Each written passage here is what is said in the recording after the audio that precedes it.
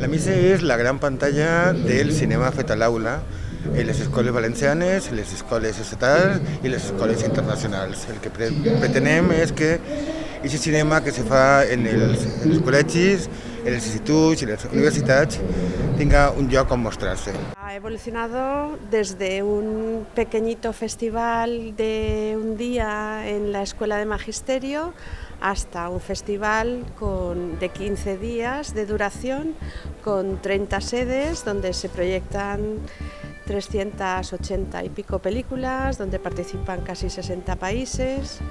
Pues ha evolucionado mucho, se ha hecho muy, muy grande.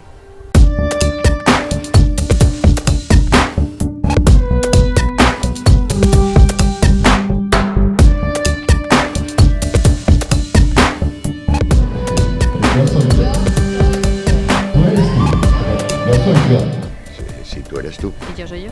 Y yo soy yo. ¿Quién es más tonto de los dos? Claro, porque si yo soy yo, En base a esto, él no es él. O sea, yo soy yo, pero él... yo sin tú, no. De los dos. ¿Quién es más tonto de los dos? ¿Quién es más tonto de los dos? ¿Quién es más tonto de los dos? El motivo por el cual nos animamos a hacer esto de una manera altruista y apoyando el festival es porque creemos que... Creemos, sí, que en el lo futuro. creemos, Sí. tú y yo lo O sea, creemos, ¿no? Creemos, sí, que él es... los niños. Sí, sí. La educación Sí. en este país manca.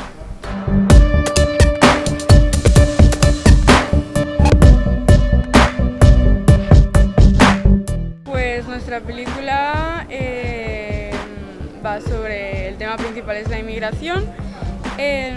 La idea surgió hace muchos años cuando Josep Orbiol vino a nuestro colegio, Santa Teresa, y hicimos una película llamada Un cole de cine.